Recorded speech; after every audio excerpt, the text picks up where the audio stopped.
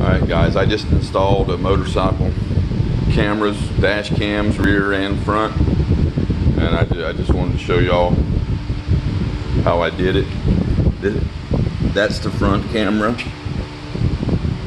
and I run it along the spine on top, underneath the gas tank.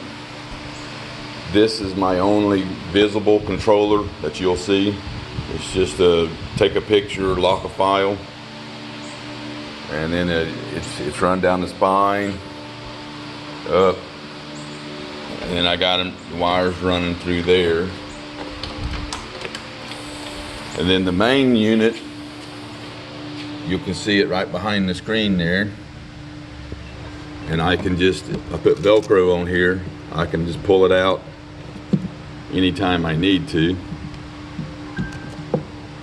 And here is my other camera.